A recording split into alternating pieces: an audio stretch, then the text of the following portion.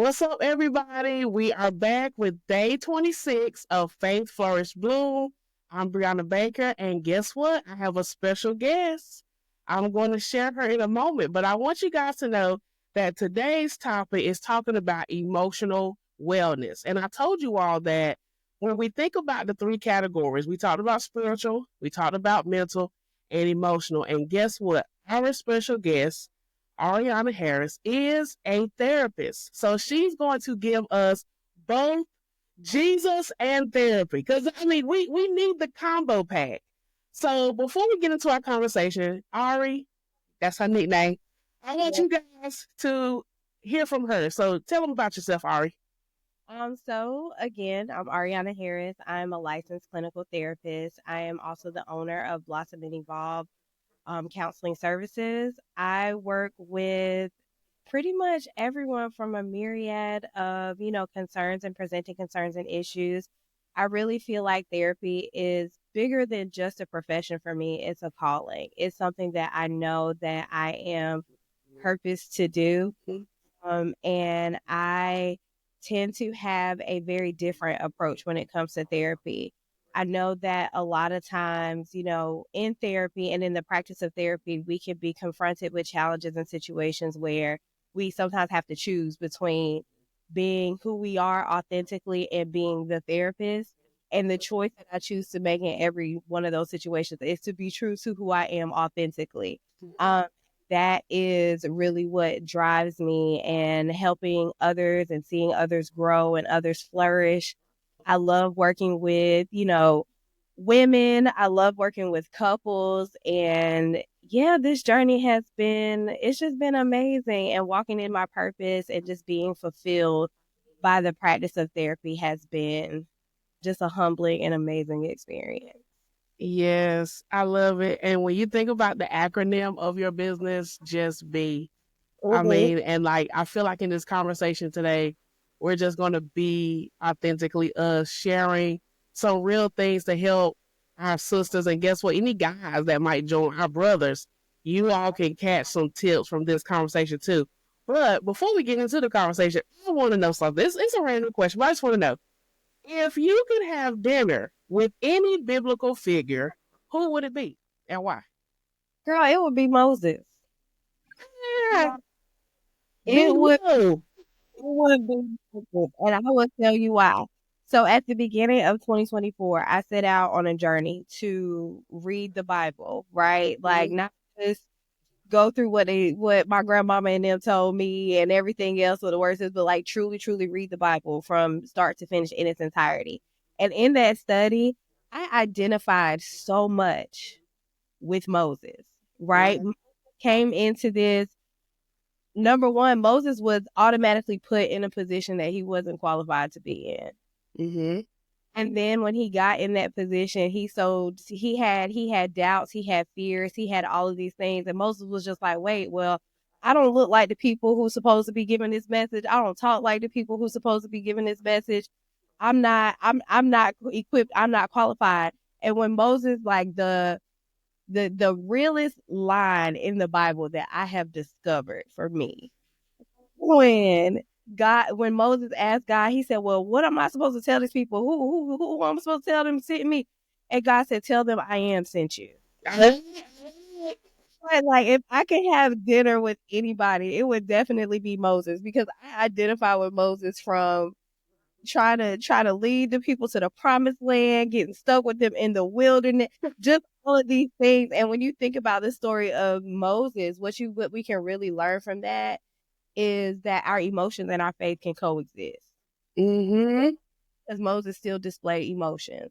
Moses Yes. doubts, he displayed fear, he displayed anger, he displayed frustration, all of these things. And the reason why I think that's so pivotal is because oftentimes when we are of the Christian faith, people will tell us that we can't experience emotions. And we Mm-hmm. can.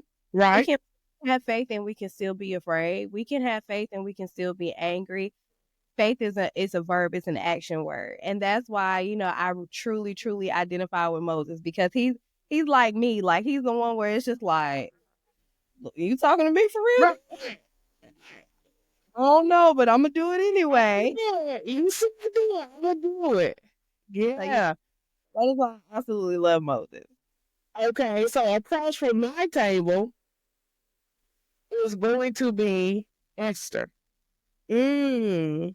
I would love to sit down with Esther because in that season of her preparing, there's a lot of pressure in preparation. Because even though she was pruning herself, there was still like a level of stress. Like, I know after I get through this part, I had this major assignment that God has put on me to literally be a spokesperson for this group. And I don't want to get my family member in trouble who actually giving me some access. And I think when we are in like community and understanding that we don't want to take our access for granted, that has been my prayer that God allow me to have access, but don't let me take my access for granted. And I feel like with Esther, she didn't take the fact that Mordecai was there to be her access, to be that portal to breaking her people out. And so, and the scripture from that book of Esther is, if I perish, I perish. And so having that mindset, like, if I go down, I'm going down because I went down with my assignment with God. Yes. But low key, I'm a little, you asked me to do this, but low key, I'm a little concerned. Look back, but it might be a little bit of lot swiping me sometimes. I look back, but I'm gonna think about it a little bit. Think about it first. I'm thinking, look, take a second. Matter of fact, what the take for me, I'm gonna take a minute. But yeah, I would love to sit with Esther because that was a big moment of her book. That was like a big moment. So yeah. Yes. Wow. So you guys let us know in the comment section, who would you sit down at the table with? Because honey, when you go break bread at the table, you're gonna learn some stuff. It's something about when you sit down and eat with people, you begin to share and just get that comfortable feeling. And like right now in this moment, I feel like we all are at the table. We are all at the table right now to really break bread and learn more about ourselves and our mindset. And so that's going to help us to go into our first topic with your profession and just some personal things you experience. How can Christian women integrate emotional wellness into their faith and make it authentic and sustainable? Oh, I love that question. I think the first step is the key to integrating our emotional wellness with our faith. That starts by shifting this view of self-care from being something that is selfish into what it really is, which is stewardship. Ooh. Because what it is, if we get a little intentional about reading the word in 1 Corinthians, God tells us that we are to care for our bodies, minds, and our spirits. Mm-hmm. So our emotional wellness is not a separate entity from our faith. These things have to be integrated. When we start to care for ourselves, it truly is us adhering to the assignment that we were given. Mm-hmm. So not separate from our faith, is actually an extension of our faith. So we as Christian women, what we have to do, we have to make this authentic to us because by aligning our mental health practices with biblical principles, just like that, right? Yeah. God says your body is a temple. Okay, we have to care for our bodies like it's a temple. And instead of, I know that, the world that we live in, instead of viewing it as like, oh, I'm having just self-care day, I'm having a stewardship day. Woo, child. Just sitting here and I'm doing what God has called me to do. Instead of just, oh, I'm just going to take a rest day. Well, one of our 10 commandments is that we are supposed to find rest. So what we do is we have to take these mental health practices and understand the origin of them, which truly is biblical principle, because there's nothing new under the sun, right? Yeah, that's right. So practicing mindfulness, when we look at mindfulness, that can look like meditating on scripture, or it can look like being still and meditating and focusing on God's presence. We can take gratitude journaling and, we can incorporate gratitude into our prayers and understanding that every prayer doesn't have to be a petition. Sometimes prayers can just be filled with gratitude and just focusing on Thanksgiving. Yes. And honoring the Sabbath and taking those time to build those sustainable practices and not necessarily allowing ourselves to just fall into these rigid routines, because when we get into rigid routines, it starts to feel like something else on the to-do list and something else that we have to do. Right. Yes. Yes. So let these habits be let them be like life-giving habits rather than just another obligation. So the key to doing it all is to invite God into your emotional wellness journey and allow him to be the guiding light and the head of that emotional wellness. Oh man, you jump right out the gate. It is not just it is not just self-care, it is stewardship. And you know that it was actually another conversation I had this week. And I'm telling you, God, we in the vein because literally huh, it was the conversation around what God has called us to do. And Mm, he has called us to steward well. And that has been my focus point. You know, as you just said, not going into like a deep thing, but just a key point. And my key point is, Lord, help me to steward blank well, whatever the blank is, my job, my husband. You know, let me steward this well because so many people are praying and other for this thing, and we're not taking it as a gift. You would yes. steward a gift well. When you were giving something, you like, let me take care of this. This came from such and such, and I don't just like that china in the house. You know, the grandma's china. Let me steward this well. Let me take the same way you would care for a new shirt, a new whatever. Care about God giving you new life, new day, a new opportunity. Girl, y'all caught that. I caught that. All right. So in that conversation, right, stewarding well, our roles. Because, honey, as women, we have a lot of roles. And so, what role does spiritual support play in mental health? And how can women lean on their faith in challenging times? Because we had a conversation prior to this, and it's like, woo, my career has been challenging. So, Mm-hmm. what is that word of advice in those seasons like? I think it's important to remember that spiritual support it gives us a sense of hope and it gives us a sense of purpose. Yeah. And that level of connection is something that is essential to us in challenging times, even in good times, Yeah. right? Because the thing about it is when we are facing challenges, one of the things that make hard times so difficult is that feeling of isolation. Mm. When we are just, stressed, overwhelmed, we tend to, especially as women, we tend to, the first thing we do, baby, we're going to withdraw every time. Retreat, retreat. Because what starts to happen is, and it's crazy because we'll seek out the connection, but we retreat from the level of intimacy from that connection. Girl, right, right. Call our girls, and there's something going on with work, something going on with family, and on the other side of the phone, your sister is having a struggle. The first thing that we tend to do as women is we try to jump in and fix because we start to say, you know what, somehow supporting someone else is going to make my load easier, and that's not the case. So what happens is we have to lock into faith because what faith does is faith reminds us that we're not walking through difficulties alone. Yes. It's out of the mindset of isolation. It reminds us that God is with us and he's turning things around, through prayer. Mhm. And a lot of times what we'll do, and I know I am 100% guilty of it, I will go and I will uplift someone else. I will sit in session with someone else and hold space for someone else. And then when I'm in a season, I'm in a crisis and it's just me, my God, and I jump into praying for somebody else too. Mm. Sitting here and locking in and say, you know what? Rather than walking around internalizing these things, venting to my girlfriends when I feel the stress, how can I turn prayer into a space where I can process my emotions honestly? Wow. Wow. Yeah. A lot of times what we'll do is again, it's that feeling of, okay, well, if I'm just gonna believe in God, then I can't be sad. If I'm gonna believe in God, I can't be fearful. I can't believe in God. When the reality is God tells us that lean on me. Take Mm-hmm. me take it on. And I understand that you have these emotions. I understand that you have these feelings. Share them with me. Let me be your safe space. Tell me how you feel Yes. Yes.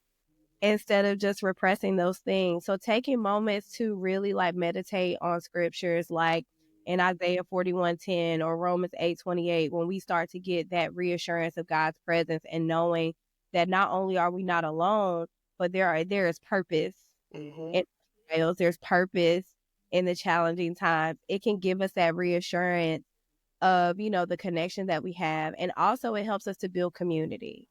And it's important, and it's not, I wouldn't even say it's important. It's critical. Like, Right. it's critical for us to have faith-filled relationships. Mm-hmm.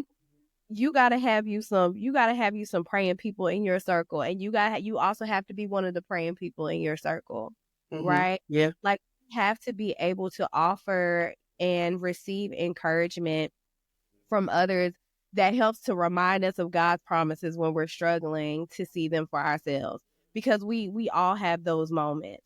And another thing that we can do, to lean on our faith during challenging times is to turn our hardships into places of worship, Mm-hmm. making that transition to say, you know what, I'm in a season where I am enduring hardship, but even in that, I'm still going to worship. Yes.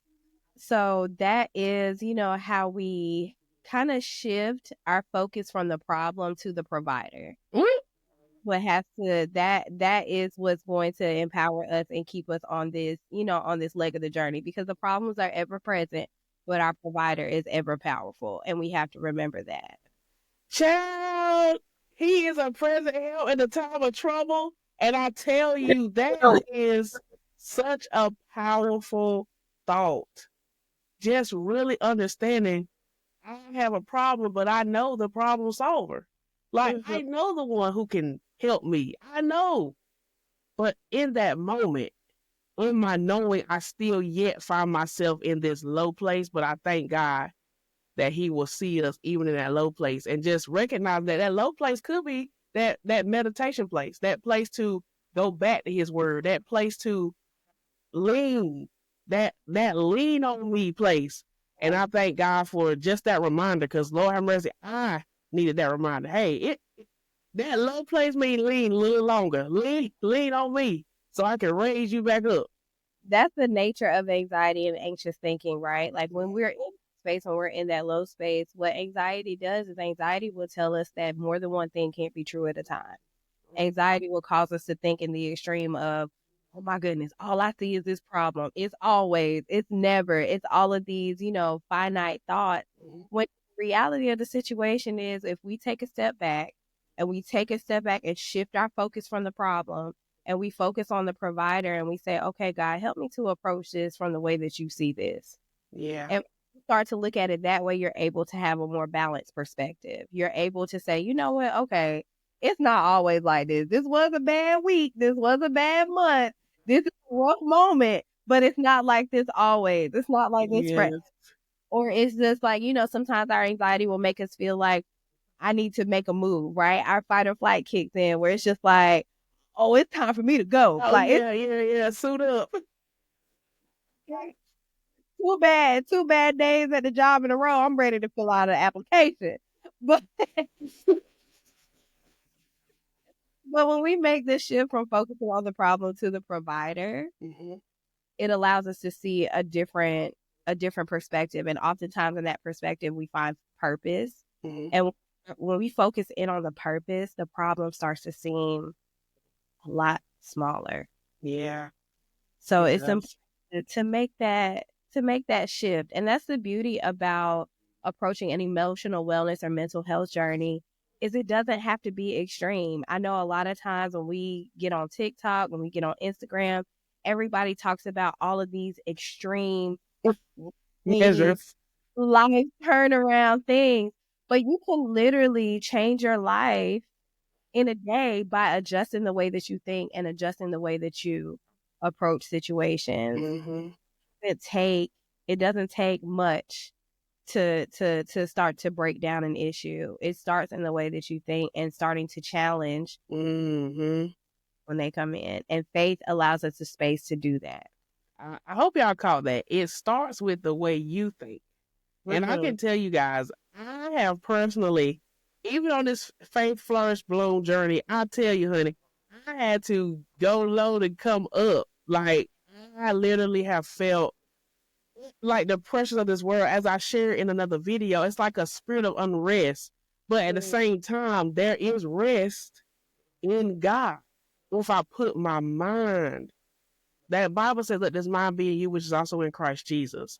And I feel like that has to be the focal point from this day forward. Like, yes, this is real. This is actually happening.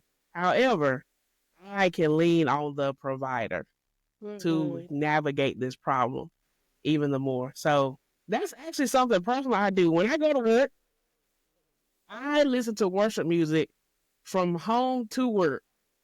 I really rarely have conversations before I go to work just so I can have my mind, going back to your point, it starts with your mind. So my mindset is renewed. So that what happened yesterday does not affect me today. So I can tell you that little tip has helped me for sure. But in that moment, like you try to navigate this and that, and you're like, man, I'm in my low place. I'm trying to seek the provider. What is that point? What is that point where you're just like, okay, it's no longer, come on, get your faith up, sis. It's like, nah, let's get a therapist. Let's get some assistance. Like, how do we navigate that? We have shifted now from just your faith issue to we need an actual provider, not just our heavenly provider. Yes, yes. I absolutely love this question because it's so multifaceted. And a lot of times people, kind of view wellness from this perspective of, oh, something has to be wrong. Something has to be, Yeah. happen instrumental for me to need a therapist. And that's not necessarily so. Mm-hmm. As a therapist, I have a therapist. It's a place where you can go and you can process and you can kind of avoid some of the pitfalls that we can get into that can cause us to be and keep us in negative spaces. Mm-hmm. I talk to my therapist about things and it's not gossiping because she can't tell nobody. Right. It's so important for us to recognize that prayer and self-care are, valuable and essential things that we do every day, but sometimes it's not enough. Yeah. And you find yourself in a season where you are struggling and your struggles are interfering with your daily life. Like you're laying in the bed and you're like waking up instead of a heart full of Thanksgiving, you're like, oh, I got to get up, right? Having that Yeah. battle, or if you're having difficulty maintaining a relationship, having boundaries with people, if you find yourself in a season where it's just like, I don't know why I can't say no. And I'm, saying yes to so many things and it's causing me to feel overwhelmed. If you're feeling hopelessness, if you're feeling anxiety, or you're feeling anger that doesn't improve, it's time to seek professional help. And we have to remember that therapy is not a lack of faith, it's a resource. Yeah. And it's a resource that God has provided to us to help us heal. So just like you go to the doctor for a physical illness, if I broke my leg, I'm going to do a little bit more than sit here and pray about it. Okay. Y'all, baby, take me to the emergency room. Take me Lord have mercy. bit more than pray. I do know that God is a healer and that God will heal me. However, me, do you remember that movie Pursuit of Happiness? Yes. The little boy was telling the story. He was telling the joke about the man who was drowning. Yes. In the ocean drowning, and then somebody came by on a boat and was like, here, let me help you. He was like, no, it's fine. God's going to save me. Then somebody came by on another boat. Oh, it's fine. God's going to save me. Then somebody came by with a helicopter, let the thing down. No, don't worry about it. God's going to save me. And then he gets up to heaven and he looks at God. God, why didn't you save me? And God was like, I sent you a boat. I sent you another boat. I sent you a helicopter. Like, what do you want me to do? And therapy is truly that lifeline. So I think that if we seek help and resources for physical illness, we need them for mental emotional support and not just for physical illness, right? There doesn't be anything wrong. And I think that's the biggest misconception of therapy. You go get a physical every year, there's nothing wrong. You check in with your doctor if you have any type of conditions. You check in with your doctor every couple of months, even if they're managed well, to make sure that everything is okay. The same thing exists in the therapy world, right? Mental and emotional wellness is an extension of our physical and spiritual wellness. We don't go to church just when we sad. We don't go to church whole time we praise God. So that is the same, the same contract that we have to have for therapy. I encourage every person to have a therapist, whether you are in a season where you need to meet with them on a more intensive basis, where you have some stressful, some intense stress happening right now, or another season where it's just like, you know what, I might just need to meet with you once every 2 weeks, or, you're meeting on a monthly basis or a bi-monthly basis.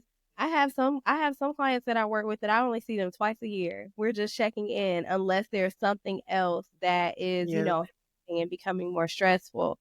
So I think it's important for us to reframe the concept of therapy. We have to frame it as a complement to our faith and not a replacement for it. What complement our faith? Yes, it is a complement of our faith. Faith and our therapist go together real bad. Real bad. Especially if I'm your therapist, baby. We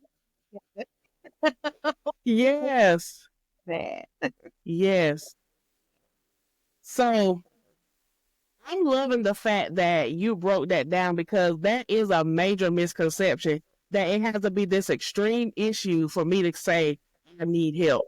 And honestly, just to make sure you're properly processing, there are just smaller things that occur where you might need to process it a little better or a little clearer. So I appreciate you saying it because again, I think we had a whole episode on the misconceptions of mental health. This was just blown up. The misconception of mental health is crazy. So, with those misconceptions that we were talking about, it kind of leads me to think about faith centered strategies around emotions of anger, sadness, and anxiety. Like, what are some strategies we can do at home if we can't get to the therapist yet? Like, what are some things we could put in place now? Okay, I love it. I love it. So, looking at it from a faith centered perspective, the first thing is acknowledging that these emotions are not sinful, that they're human. And that happens a lot of times where it's just like, oh, you can't be scared, or you can't be this, you can't be anxious, you can't be anything. The Bible is literally full of examples of people bringing their emotions to God. Mm-hmm. So from David to Jesus, even Jesus himself Yes. had these very human emotions. So some strategies that we can incorporate is start by naming the emotion in prayer. And not just saying, I'm feeling some type of way about this, but giving the emotion a name. Yeah. Asking God for the wisdom to handle that emotion. Another tool is journaling. So journaling is a great tool to help process feelings. And then within that journal, we can look at these feelings and we can also connect them to scripture. So when we're angry, we can focus on scriptures about patience. We can take a look at Ephesians 4:26. When we're sad, we can lean into God's comfort, just like in Psalms 34:18 or in Matthew 5:4. So when dealing with anxiety, we can do things like deep breathe. We can deep breathe during prayer. And listen, if you stop in the middle of your prayer and you take a deep breath, I have fell out. I'm telling you, like in the, in the middle of trying to incorporate some of those mindful and wellness practice and incorporating it with those wellness practices, sitting there in a moment of prayer and doing deep breathing, Yeah. there's something powerful in that. Mm-hmm. It's almost like in those moments, it is truly casting your cares. It's truly a moment where it's just like, you know what?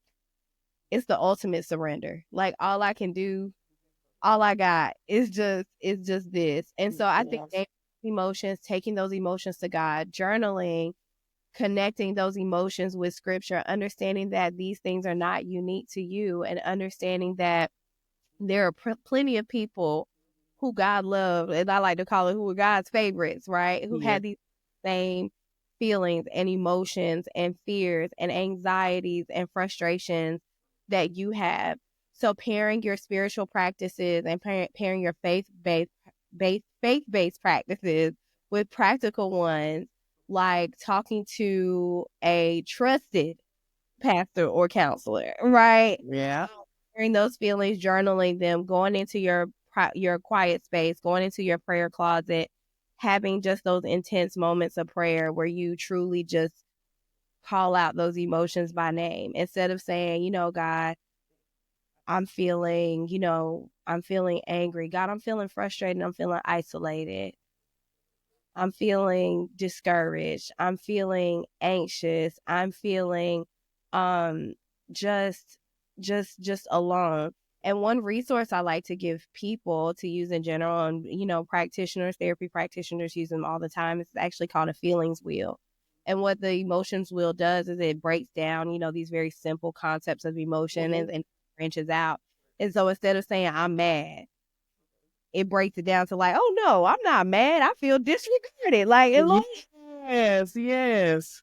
how do I give me the wisdom to deal with this, to deal in the season where I feel disregarded or I feel disrespected or I feel undervalued, and truly just being honest, like we talked about before, being able to use prayer as a place to process versus just, it's not just a space for petition. Yes, golly, that's good.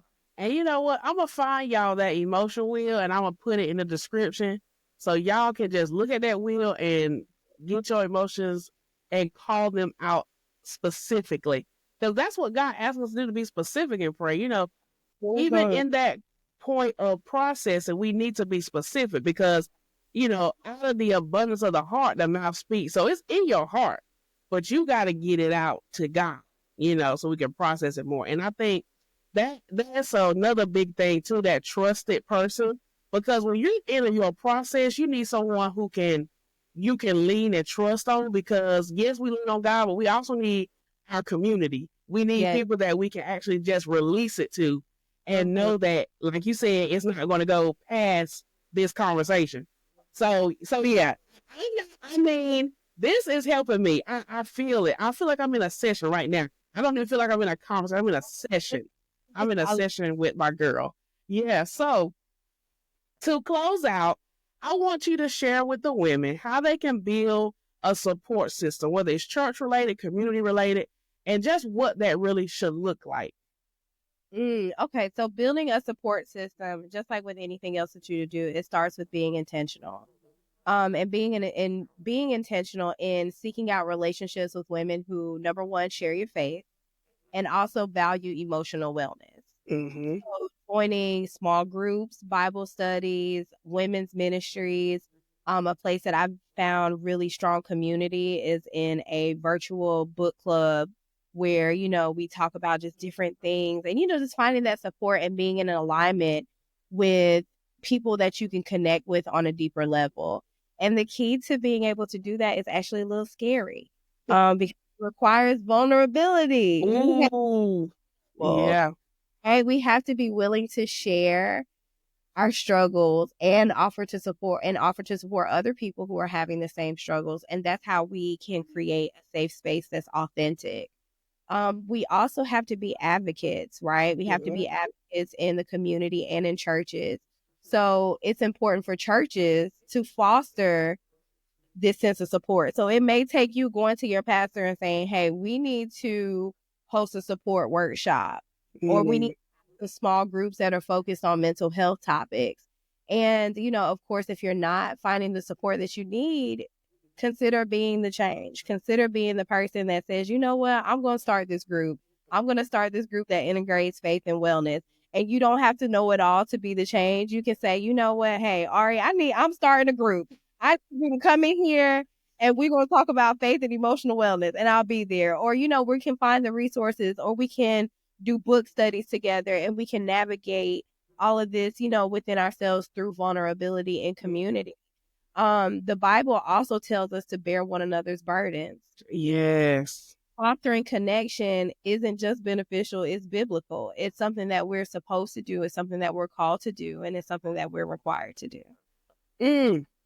We are called to do it, and we're required to do it. I'm telling you, you heard it from the Ari Harris, the therapist. I don't know how to call you. A-R-T. You the I love it. Love it. art. Therapist, but no, all jokes aside, I really, really, really do appreciate this, because it has really helped me reimagine Like, what does it really look like to live a life truly surrendered? You said that earlier. And I feel like emotional wellness does come from a place of surrender, really Mhm. being vulnerable, honest, releasing it. And that also falls under transparency. And that's how we can truly heal, being Yeah, honest with ourselves, honest with God, and sometimes being honest with those individuals so that we can all walk into a level of freedom and just clarity so that we can what? Actually flourish. I love So it. I really, really appreciate it. Before we close the video, let everybody know where they can follow you, connect with you, and maybe even have a session with you.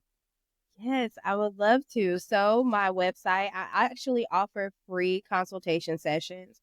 So, if you're looking for a therapist, if you have, no idea where to get started, you can check out my website. It is at www.blossomandEvolveCounseling.com. You can also follow me on Instagram at Blossom and Evolve Counseling Services. I'm so excited and I'm so happy that you asked me to come on today. I'm so happy to share. If there is anyone out there who just needs additional support, looking for additional resources, feel free to hit me up on any of my social channels or visit the website and fill out a consultation form. Yes. Well, listen, everybody, this has been day 26 of Faith Flourish Bloom. And I hope that you guys have gained some strategies you need to gain and grow in clarity of your emotional wellness, because I know I have. I'll see y'all in the next video. Bye.